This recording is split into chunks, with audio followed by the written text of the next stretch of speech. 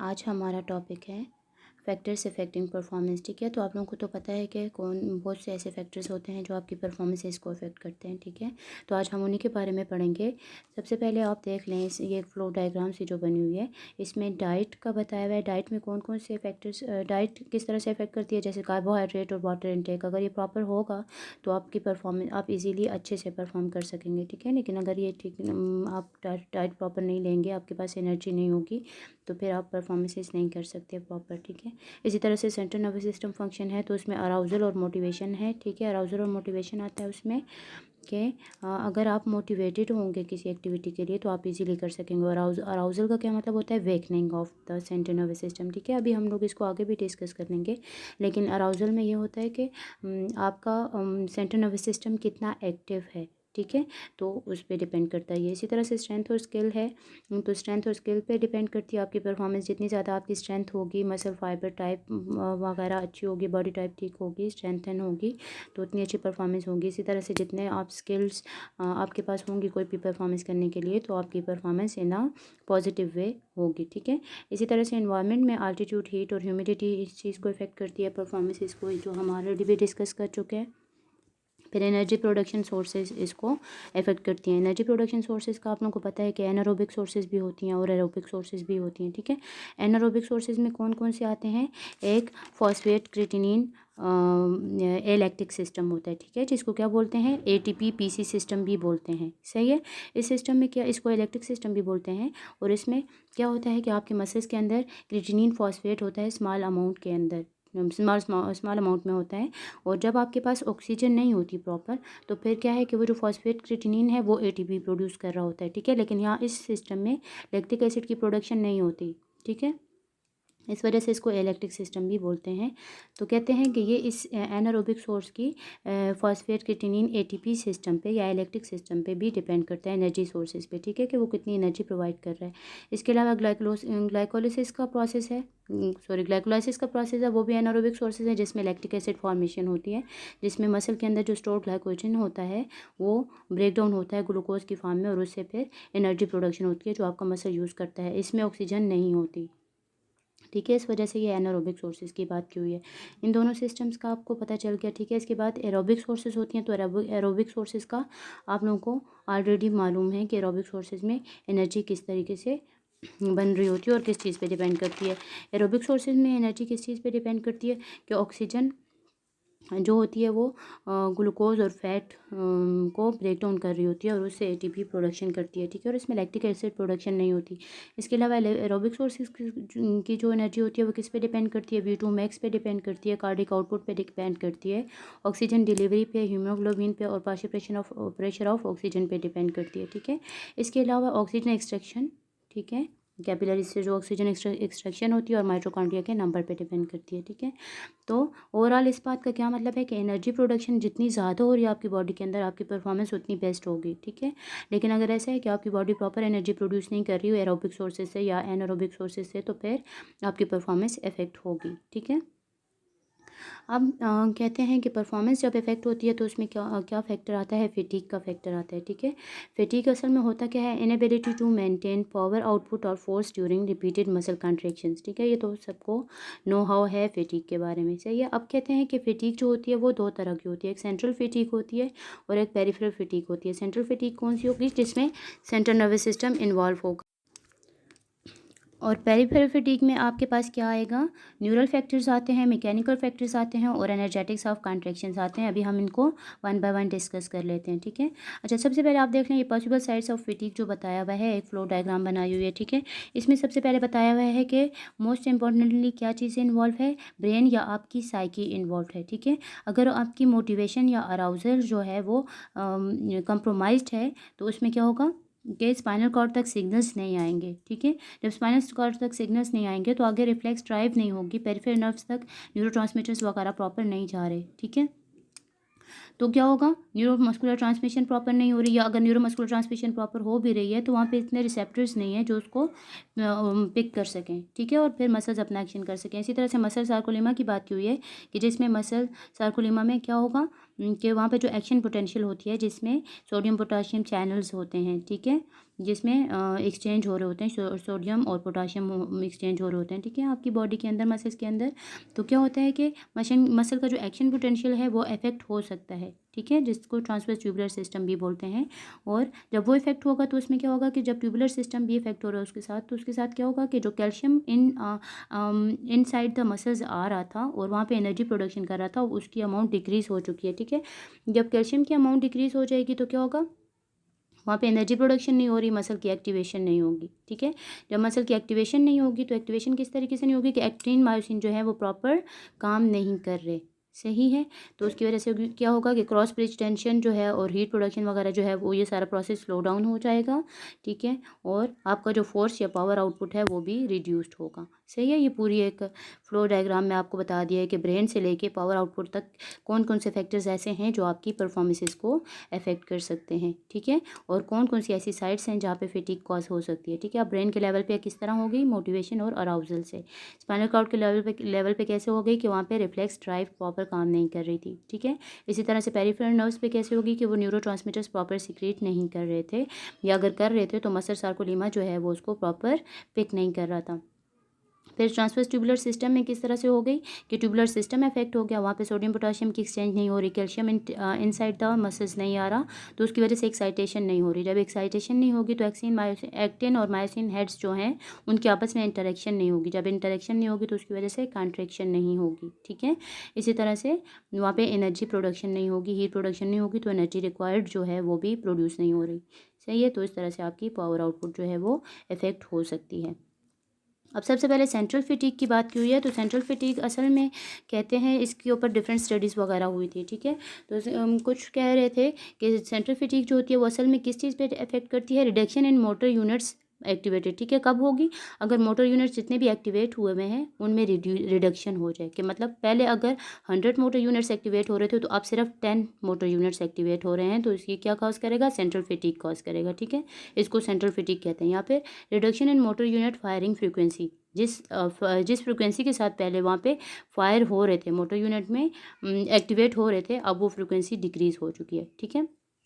इस तरह से कहते हैं कि central nervous system arousal can alter the state of फिटीग, कहते हैं, लेकिन अगर इसका अराउजल जो है उसकी बात की जाए तो वो फिटीग को अल्टर कर सकता है, चेंज कर सकता है, ठीक है। तो इसके लिए इन्होंने डिफरेंट एक्सपेरिमेंट्स वगैरह किए थे। अब कहते हैं कि मोटर यूनिट की रिक्रूटमेंट को अगर हम फैसिलिटेट कर लेंगे, ठीक है, किस तरीके से फैसिलिटेट करेंगे, बाय इंक्रीजिंग मोटिवेशन और फिजिकल और मेंटल डाइवर्जन, ठीक है। जब हमने ये कर लिया तो उसमें जो आपका motor system, central nervous system था, उसमें मोटर यूनिट की रिक्रूटमेंट ज़्यादा होगी, ठीक है। और उसके इंटर्न क्या होगा कि अराउजल ज़्यादा होगा, जब अराउजल ज़्यादा होगा तो इंटर्न आपका पावर आउटपुट भी इंक्रीज होगा, ठीक है। इसी तरह से यहाँ पे कहते हैं कि एक्सेसिव इंड्योरेंस ट्रेनिंग में क्या होता है कि reduce performance, prolong fatigue etcetera related to brain serotonin activity. अच्छा, आप ये कहते हैं कि अगर आप लोग कोई बहुत ज़्यादा एक्टिविटी कर रहे थे, अच्छा, इसमें यह है कि जब आप ओवर ट्रेनिंग करते हैं, ठीक है, तो ओवर ट्रेनिंग में क्या होगा कि आपकी परफॉर्मेंस रिड्यूस हो जाएगी, ठीक है। परफॉर्मेंस रिड्यूस क्यों होगी, क्योंकि वहाँ पे फिटीग का फैक्टर ज़्यादा होता है, आप अपनी बॉडी को बहुत ज़्यादा स्ट्रेस में ले जा रहे हो, जिसकी वजह से फिटीग ज़्यादा हो रही है, ठीक है। और फिटीग ज़्यादा कैसे होगी कि वहाँ पे सेरोटोनिन जो है वो ज़्यादा प्रोड्यूस हो रहा होता है। जब आप ओवर ट्रेनिंग कराते हो अपनी बॉडी को तो उसमें क्या होगा, सेरोटोनिन ज़्यादा रिलीज़ होगा, जितना ज़्यादा सेरोटोनिन रिलीज़ होता जाएगा, फिटीग जो है वो उतनी ही ज़्यादा प्रोलॉन्ग होती जाएगी, ठीक है। लेकिन इसी तरह से कहते हैं कि जो मॉडरेट इंटेंसिटी की एक्सरसाइजेज होती हैं उसमें फिटीग फैक्टर बहुत ज़्यादा जल्दी नहीं आता, ठीक है। जैसे अगर कोई डिप्रेशन के पेशेंट्स वगैरह होते हैं, आप उनको एक्सरसाइज प्रिस्क्राइब करते हैं तो उनमें फिटीग का लेवल जल्दी नहीं आएगा, बल्कि क्या होगा कि वहाँ पे सेरोटोनिन के बजाय उनके जो हैप्पी हार्मोन्स होते हैं वो सीक्रेट होते हैं और वो काफ़ी रिलैक्स फील करते हैं। तो मॉडरेट इंटेंसिटी की एक्सरसाइजेज में जो आप डिप्रेशन के पेशेंट्स को दे रहे हो वहाँ पे फिटीग का लेवल कम होगा, ठीक है, एज़ कम्पेयर टू कि अगर आप ओवर ट्रेनिंग करा रहे हो, सही है।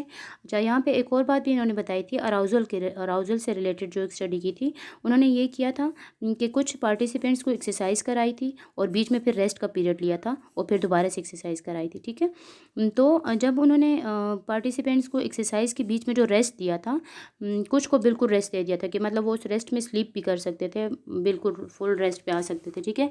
जो फुल रेस्ट के बाद दोबारा एक्टिविटी कर रहे थे उनमें फिटीक का लेवल इंक्रीज था एज़ कम्पेयर टू वो लोग के जो उस रेस्ट के पीरियड में भी कोई ना कोई स्लाइट एक्टिविटीज़ कर रहे थे, ठीक है, मतलब स्लाइटली वो वॉक कर रहे थे या रनिंग कर रहे थे या किसी भी एक्टिविटी में इन्वॉल्व थे, तो उनमें फिटीक का लेवल डिक्रीज था एज़ कम्पेयर टू वो लोग जिनमें रेस्ट के दौरान मतलब वो प्रॉपर फुल रेस्ट पे आ गए थे, ठीक है। तो इसका क्या मतलब है कि अराउजल जो है वो इफ़ेक्ट करता है फिटीक को। अब जिनमें रेस्ट के दौरान भी स्लाइट एक्टिविटीज़ थी तो उनको क्यों नहीं इफ़ेक्ट किया, क्योंकि उनका ब्रेन सेंट्रल नर्वस सिस्टम जो था वो अवेक था, वो अराउजल में था, ठीक है। तो उसकी वजह से उसमें फिटीक जो है वो रिड्यूस्ड होगी एज़ कम्पेयर टू वो लोग जो रेस्ट के दौरान कोई भी एक्टिविटी नहीं कर रहे थे, सही है। फिर पेरिफेरल फैटिग में सबसे पहला फैक्टर्स जो था तो वो न्यूरल फैक्टर्स थे, ठीक है, जिसमें मैंने आपको बताया था न्यूरोमस्कुलर जंक्शन आती है। तो मोस्टली क्या होता है कि न्यूरोमस्कुलर जंक्शन पे कोई फैटिग ज़्यादा इफेक्ट नहीं करती, ठीक है।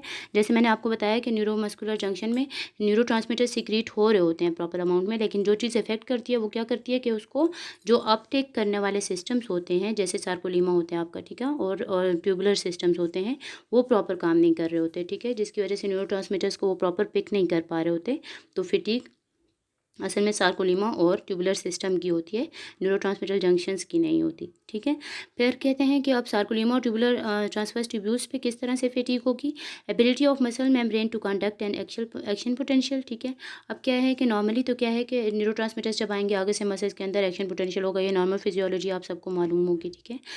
लेकिन अब क्या है कि ट्यूबुलर सिस्टम जब इफेक्ट हो गया है तो वहाँ पे सोडियम पोटाशियम चैनल जो एक्शन पोटेंशियल को मेंटेन कर रहा था वो अब जो है प्रॉपर काम नहीं कर रहा, ठीक है।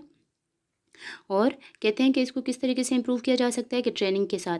अब अगर एक ऐसा बंदा है जो अनट्रेंड है और वो उसमें पेरिफेरल फटीग होगी तो वो जल्दी जल्दी होगी, ठीक है, लेकिन जैसे जैसे आप ट्रेनिंग करते जाते हैं आपकी बॉडी इसके साथ एडॉप्ट कर जाएगी तो वो एक्शन पोटेंशियल फिर फर्दर इफेक्ट नहीं होगा और आपकी बॉडी में फटीग जल्दी नहीं होती, ठीक है। An action potential blocks in the T tubules.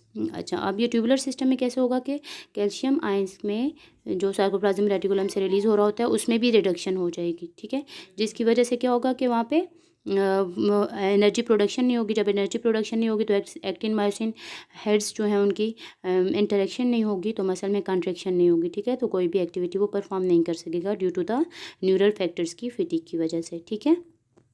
उसके बाद मैकेनिकल फैक्टर्स आते हैं। तो मैकेनिकल फैक्टर्स में क्या है, cross bridge cycling and tension development depends on the arrangement of actin and myosin heads. ये तो आप लोगों को पता है कि उसमें मसल्स में मसल फाइबर्स के अंदर एक्टिन और मायोसिन फाइबर्स जो होते हैं, प्रोटीन्स जो होते हैं, ठीक है, उनके आपस में इंटरेक्शन होगी, ठीक है, एक्शन पोटेंशियल आएगा फिर वो कॉन्ट्रैक्ट होंगे तो फर्दर कोई ना कोई एक्शन होगा। तो क्रॉस ब्रिजिंग में क्या है कि वो प्रॉपर आपस में इंटरेक्ट नहीं करेंगे एक्टिन और मायोसिन हेड्स। इसके अलावा क्या है कि कैल्शियम बाइंडिंग टू ट्रोपोनिन। अब कैल्शियम जो होता है वो जाके ट्रोपोनिन के साथ बाइंड करता है तो वो जाके फिर एक्टिन को एक्टिवेट करता है कि वो मायोसिन हेड के साथ जाके ट्रोपोनिन को एक्टिवेट करता है कि वो जाके मायोसिन हेड के साथ बाइंड हो जाए, ठीक है। लेकिन जब कैल्शियम ही नहीं है वहाँ पे अवेलेबल नहीं है तो वहाँ पे फिर ये बाइंडिंग भी नहीं होगी, ठीक है। तो जो कैल्शियम एटीपी प्रोडक्शन कर रहा था वो भी रिड्यूस हो चुकी है कैल्शियम के ना होने की वजह से, ठीक है। अब कहते हैं फटीग किस किस वजह से हो गई, ये वही वाली सारी रीजंस बता दी जो अभी मैंने आपको बताई। एक फटीग क्या हो गई, H ion interference with calcium binding to troponin. एक तो ये क्या है कि ट्रोपोनिन के साथ जाके कैल्शियम बाइंड हो गया है बजाय इसके कि वो जाके मायोसिन के साथ बाइंड होता, ठीक है। Inability of sarcoplasm reticulum to take up calcium, सही है। और लैक ऑफ एटीपी है, inhibition of calcium release from the sarcoplasm reticulum और damage to actin and myosin, ठीक है। अक्सर फैटिग की वजह से आपके जो मसल फाइबर्स होते हैं वो भी डैमेज होते हैं, ठीक है। मसल फाइबर्स के जो बिल्कुल स्मॉल यूनिट्स होते हैं जिसमें एक्टिन और मायोसिन वगैरह आते हैं तो उनके डैमेज की वजह से भी फैटिग हो सकती है। फिर जो तीसरा फैक्टर था पेरिफेरल फैटिग्स में वो क्या था, एनर्जेटिक्स ऑफ कॉन्ट्रैक्शंस, ठीक है। अब कहते हैं mismatch between the rate of ATP production and utilization. तो इसको क्या कहेंगे आप, अगर मिसमैच है कि जितना एटीपी प्रोड्यूस हो रहा है उतना यूटिलाइज़ नहीं हो रहा या जितना यूटिलाइज़ होना चाहिए उतना एटीपी प्रोड्यूस नहीं हो रहा तो इसमें क्या होगा कि ये पेरिफेरल फटीग कॉज करेगा, ठीक है। Fatigue results in slowing of ATP utilization to preserve haemostasis.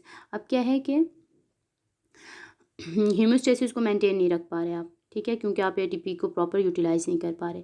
तो समटाइम्स ऐसा भी होता है कि आपके मसल्स के अंदर इनऑर्गेनिक फॉस्फेट जो होता है उसकी एक्यूमुलेशन स्टार्ट हो जाती है इस केस में जब आप एटीपी को प्रॉपर यूटिलाइज नहीं कर पा रहे होते, ठीक है।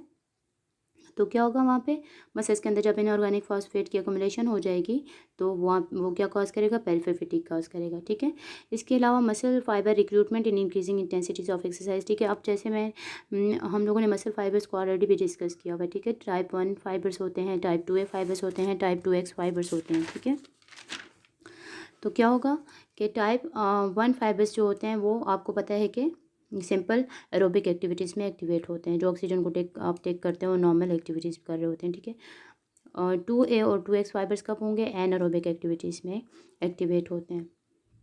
ठीक है, तो कहते हैं कि जब 2X फाइबर्स एक्टिवेट होते हैं तो वो मसल्स में फटीग ज़्यादा कॉज करते हैं, क्योंकि तब आप हाई इंटेंसिटी की एक्सरसाइज कर रहे होते हो, आपके पास प्रॉपर ऑक्सीजन नहीं होती, लैक्टिक एसिड प्रोडक्शन भी ज़्यादा हो रही होती है। ठीक है, तो उसके रिजल्ट में क्या होता है, फटीग के फैक्टर ज़्यादा होते हैं।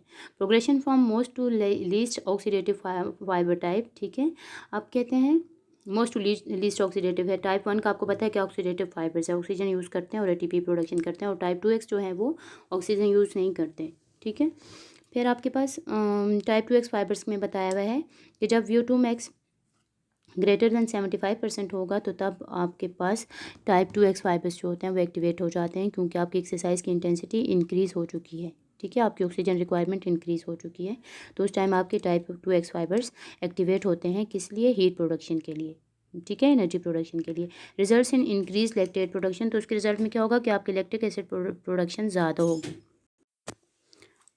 अच्छा, अभी इस डायग्राम में आप देख लें कि जैसे जैसे एक्सरसाइज इंटेंसिटी इंक्रीज़ होती जा रही है, VO2 max की रिक्वायरमेंट ज़्यादा होती जा रही है, तो उसके साथ साथ मसल रिक्रूटमेंट जो है, मसल फाइबर रिक्रूटमेंट जो है वो भी चेंज होती जा रही है। ठीक है, पहले सबसे पहले टाइप 1 मसल्स एक्टिवेट होते हैं, फिर टाइप 2 है और फिर टाइप 2X। ठीक है, जैसे जैसे इंटेंसिटी इंक्रीज़ होती जा रही है मसल टाइप्स जो हैं वो भी इंक्रीज़ होते जा रहे हैं उसके साथ, क्योंकि आपकी activity from aerobic exercises to anaerobic exercises जा रही है। ठीक है, इंटेंसिटी उसकी इंक्रीज़ हो रही है इस वजह से।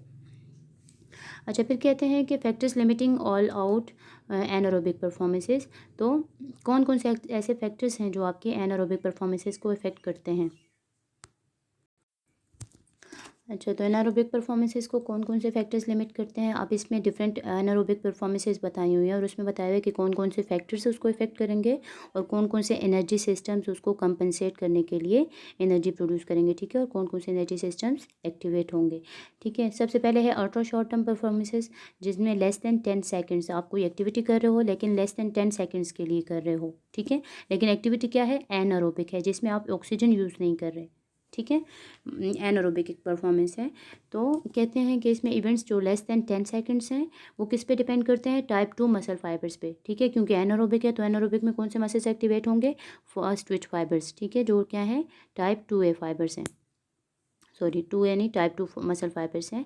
Generate great forces that are needed. ठीक है, अब फर्स्ट ट्विच हैं वो जल्दी जल्दी कॉन्ट्रैक्ट रिलैक्स हो रहे हैं, वो ज़्यादा फोर्सेज जनरेट कर रहे हैं जो आपको उस एक्टिविटी के लिए चाहिए। ठीक है, इसके अलावा क्या है, मोटिवेशन, स्किल एंड अराउजल और इम्पॉर्टेंट। अब सेंट्रल नर्वस सिस्टम की एक्टिवेशन मोस्ट इंपॉर्टेंट है इस एक्टिविटी के लिए। ठीक है, और प्राइमरी एनर्जी सोर्सेज इसमें कौन कौन से हैं, एनएरोबिक सिस्टम है। एनारोबिक्स में कौन से, एनारोबिक में मैंने 2 सिस्टम बताए थे आपको, एक फास्फोक्रिटिनिन ATP सिस्टम है जिसको एलेक्ट्रिक सिस्टम भी बोलते हैं, और एक ग्लाइकोलाइसिस है। ठीक है, तो यहाँ पे लेस दैन 10 सेकेंड में कौन सा एनर्जी सिस्टम एक्टिवेट हो रहा है, फास्फोक्रिटिनिन ATP सिस्टम। ठीक है, या इलेक्ट्रिक सिस्टम, जिसमें इलेक्ट्रिक एसिड प्रोडक्शन नहीं हो रही बल्कि मसल्स के अंदर जो स्टोर्ड फास्फोक्रिटिनिन है वो यूज़ हो रहा है। ठीक है, अब यहाँ पे आप देख लें कि जब अल्ट्रा शॉर्ट टर्म परफॉर्मेंस आपने की है जिसमें हाई जंप वगैरह आता है, तो उसमें कौन कौन से सिस्टम्स एक्टिवेट हो गए ये प्रॉपर बता दिया है, कौन कौन सी स्किल्स चाहिए, कौन सी टेक्निक चाहिए, मसल फाइबर्स कितने एक्टिवेट होने चाहिए, ये चीज़ें। ठीक है,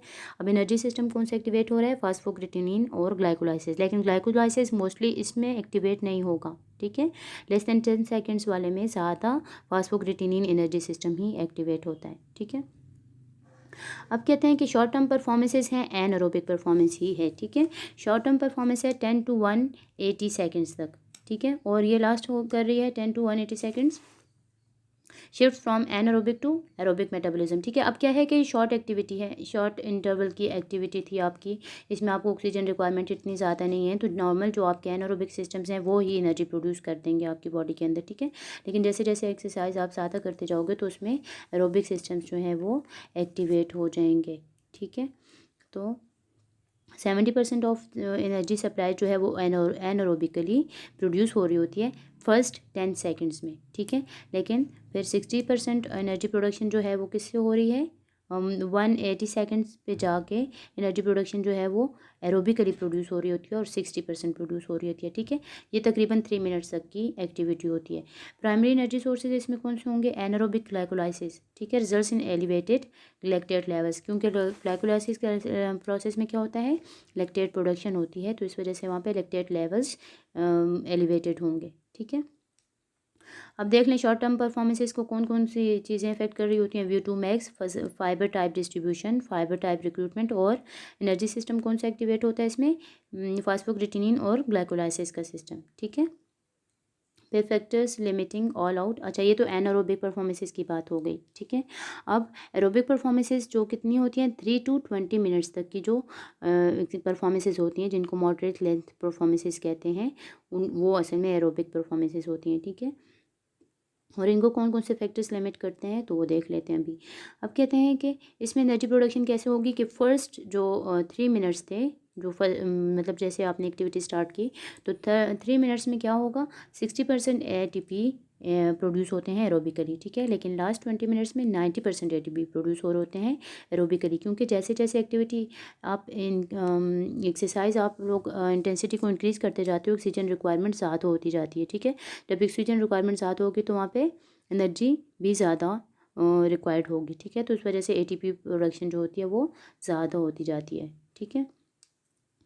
अब कहते हैं required energy expenditure near VO2 max, ठीक है, VO2 मैक्स ज़्यादा हो जाएगा तो उसमें कौन से फाइबर्स एक्टिवेट हो जाते हैं, टाइप 2 मसल फाइबर्स, ठीक है, जैसे मैंने अभी पीछे भी डिस्कस कर लिया आपके साथ, और high levels of lactate production वहाँ पे ज़्यादा होगी।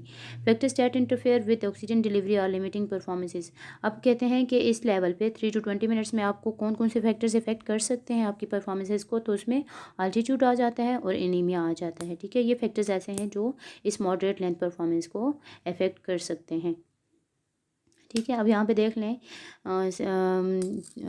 कार्डियोवास्कुलर सिस्टम जो है वो इसमें ज़्यादा एक्टिवेट हो रहा होता है, नॉर्मल हार्ट रेट, कार्डियो कॉर्पुस वगैरह वो चीज़ें मैटर करती हैं। इसके अलावा VO2 मैक्स है, फाइबर टाइप है, ये चीज़ें इसके लिए बहुत ज़्यादा मैटर करती हैं, और इसके अलावा माइटोकॉन्ड्रियल कंटेंट है, ठीक है। अब इंटरमीडिएट लेंथ परफॉर्मेंसेस हैं, हाई इंटेंसिटी पे अभी हम नहीं पहुंचे, ठीक है। अभी इंटरमीडिएट लेंथ की बात हुई है जो मॉडरेट से ज़्यादा है लेकिन हाई इंटेंसिटी से कम है, और इसमें टाइम कितना होता है इस एक्टिविटी का, 21 to 60 मिनट्स, ठीक है। और ये प्रीडोमिनेंटली एरोबिक एक्टिविटी होती है, ठीक है, क्योंकि ऑक्सीजन रिक्वायरमेंट ज़्यादा है तो आपका एरोबिक एनर्जी सिस्टम जो होगा वो एक्टिवेट होगा। Usually conducted at less than 90% of VO2 max, कहते हैं कि ये वाली परफॉर्मेंसेज जो आप करेंगे इसमें ऐसी एक्सरसाइजेस करेंगे जिनमें VO2 मैक्स 90% से ज़्यादा इंक्रीज्ड ना हो, ठीक है। आपकी जो एनर्जी रिक्वायरमेंट है वो 90% से ज़्यादा एक्सीड ना करे, ठीक है। अब इसमें कहते हैं कि कौन कौन से फैक्टर्स इसको इफेक्ट कर सकते हैं, इन्वायरमेंटल फैक्टर्स, जिसमें क्या आता है, हीट आता है, ह्यूमिडिटी आता है और स्टेट ऑफ हाइड्रेशन आता है, तो वो इंटरमीडिएट लेंथ परफॉर्मेंसेस को इफेक्ट कर सकते हैं। देख लें अब इसमें कौन कौन से हैं, डिहाइड्रेशन, अच्छा तो इंटरमीडिएट लेंथ परफॉर्मेंसेस को कौन इफेक्ट कर रहा है, डिहाइड्रेशन, फाइबर टाइप और लैक्टेट थ्रेशोल्ड, ठीक है। और इसके अलावा हीट और टेम्परेचर और VO2 मैक्स इसमें मैटर करती हैं। ये सारे फैक्टर्स हैं जो इंटरमीडिएट लेंथ परफॉर्मेंसेस को अफेक्ट करते हैं। फिर लॉन्ग टर्म परफॉर्मेंसेस जो 1 to 4 आवर्स तक हैं, ठीक है, तो उसमें इन्वायरमेंटल फैक्टर्स जो होते हैं वो बहुत ज़्यादा इफेक्ट करते हैं इसको, जिसमें ह्यूमिडिटी और हीट का लेवल आता है, क्योंकि एक तो आप हाई इंटेंसिटी एक्सरसाइज कर रहे हो, उसकी फ्रिक्वेंसी इंक्रीज्ड है, ठीक है, मतलब 1 to 4 आवर्स तक आप एक्सरसाइज कर रहे हो, तो उसमें अगर साथ में हीट और ह्यूमिडिटी भी ज़्यादा होगी तो फिर आप उसको उसके साथ कंपनसेट नहीं कर सकते, ठीक है। Maintain rate of carbohydrate utilization, अब जब भी आप ये एक्सरसाइज करते हैं तो इसमें आप लोग एक बात माइंड में रखते हैं कि आप 1 to 4 आवर्स तक आप एक्सरसाइज कर रहे हो, तो उसके लिए ज़ाहिर है आपकी बॉडी को एनर्जी चाहिए, जिसमें आपने अपनी डाइट को देखना है, एक तो हाइड्रेटेड रहना और साथ में क्या है, कार्बोहाइड्रेट्स भी लेते रहना है, ठीक है। तो maintain rate of carbohydrate utilization, muscle and liver glycogen, ठीक है, diet and fluid injection influence performances, ठीक है। अगर आप प्रॉपर डाइट और फ्लूइड इनटेक नहीं कर रहे तो उसमें क्या होगा, वो आपकी परफॉर्मेंस को इफेक्ट कर सकता है, ठीक है। अब देख लें लॉन्ग टर्म परफॉर्मेंसेज में इन्वायरमेंटल फैक्टर्स हैं, जिसमें हीट और ह्यूमिडिटी वगैरह का फैक्टर आ जाता है, VO2 मैक्स है, fibre type plus lactate threshold है क्योंकि लैक्टेट प्रोडक्शन इसमें ज़्यादा होगी, इसके अलावा diet plus liver and muscle glycogen stores, ये सारी चीज़ें इस पर इस चीज़ को अफेक्ट करेंगी, लॉन्ग टर्म परफॉर्मेंसेस को। Thank you so much.